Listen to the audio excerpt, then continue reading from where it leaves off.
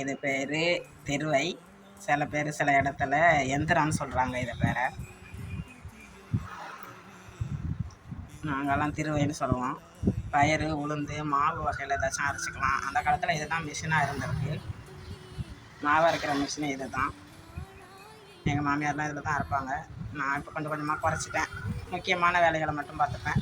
முக்கியமான வேலைன்னா பயிறு, உளுந்து உடச்சிப்பேன். பயிறு, பச்சை பயிறு வறுத்து வச்சுருக்கேன். இதை உடச்சி வச்சிட்டோம்னா கஞ்சி வச்சுக்கலாம், துவையல் அரைக்கலாம், எல்லாத்துக்கும் யூஸ் பண்ணலாம். இது மாதிரி போட்டு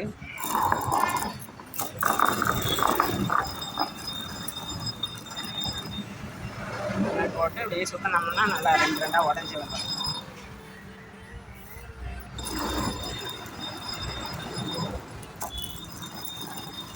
உளுந்து பயிர் உடைக்கும் போது எங்கள் பேர பசங்க வந்து உட்காந்துக்கிட்டு நான் சுற்றுறேன் இருக்கும். எங்கள் கையை விட்டுடுதோ இன்னொன்று பயமாக இருக்கும். ஆனால் பசங்க ஆசைப்படும். அப்புறம் பக்கத்துலேயே உட்கார வச்சு சரி ஒரு சுற்றுங்க அப்படின்னு சுற்ற விடுறது.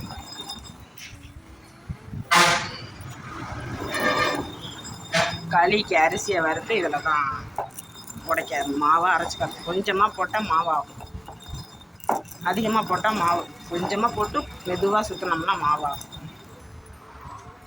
பாருங்கள், உடஞ்சி வந்துருச்சு.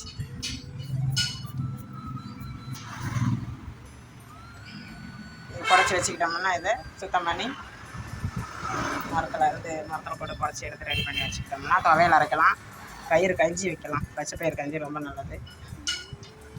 அது மாதிரி உளுந்து உடச்சி, கருப்பு உளுந்து உடச்சிக்கலாம் வச்சுக்கோங்க. வீட்டுக்கு நாங்கள் உளுத்தங்கஞ்சி வைக்கலாம், உளுந்து வகையை. அது மாதிரி இது பேர் எந்திரம், திருவை, எப்படி வேணாலும் சொல்லலாம். இதில் தான் நாங்கள் யூஸ் பண்ணிக்கிட்டு இருக்கோம். பிடிச்சிருந்தா லைக் பண்ணுங்கள், ஷேர் பண்ணுங்கள், சப்ஸ்கிரைப் பண்ணுங்கள். தேங்க்யூ.